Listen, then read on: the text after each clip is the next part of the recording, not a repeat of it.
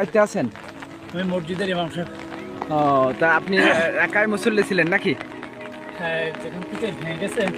दोस्तों, ये कहानी है एक ऐसे इमाम मस्जिद की जो सैलाब के गहरे पानी में तैर कर नमाज़ पढ़ने के लिए मस्जिद जाते हैं।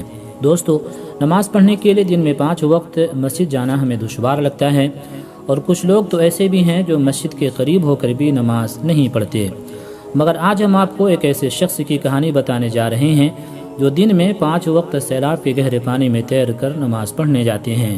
दोस्तों, बांग्लादेश के एक गांव में सैलाब आ गया, जिसकी वजह से सारा इलाका डूब गया और मस्जिद के चारों तरफ भी पानी ही पानी नजर आने लगा। ऐसे में उस गांव के इमाम मस्जिद की फ़िक्र और जज्बात को देखिए कि पाबंदी से गहरे पानी में तैर कर मस्जिद पहुँचते हैं, अजान देते हैं और नमाज पढ़ते हैं। इमाम मस्जिद कहते हैं कि पहले जब सैलाब नहीं आया था तो मस्जिद आना जाना आसान था, लेकिन अब ज़मीनी रास्ते ख़त्म हो गए, इसलिए मैं रोज़ाना तैर कर मस्जिद जाता हूँ। कभी कश्ती मिल जाती है तो उसमें बैठकर चला जाता हूँ और कभी पानी में तैर कर चला जाता हूँ। ऐसे हालात में मस्जिद पहुँचना तो मुश्किल होता है, लेकिन जब अल्लाह ताला ने मुझे ताकत दे रखी है और किसी न किसी तरीके से मैं मस्जिद पहुँच सकता हूँ तो क्यों ना पहुँचूँ। अल्लाह ताला ने हर हाल में नमाज की अदायगी का हुक्म दिया है, इसलिए हमें नमाज का ज़रूर एहतमाम करना चाहिए।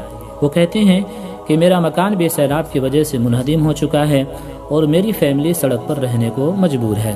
सैलाब की वजह से मुझे काफ़ी मुश्किलात का सामना है, लेकिन फिर भी मैं अल्लाह तबारक व तआला का शुक्रगुजार हूँ और उसी से मदद तलब करता हूँ। रात के वक्त मैं मस्जिद की छत पर सो जाता हूँ ताकि फजर और तहज्जुद अदा कर सकूँ, और वक्त पर अजान देता हूँ ताकि लोग घरों में वक्त पर नमाज अदा कर सकें। दोस्तों, ये वीडियो उन तमाम लोगों के लिए एक सबक है जो नमाज न पढ़ने के बहुत सारे बहाने बनाते रहते हैं।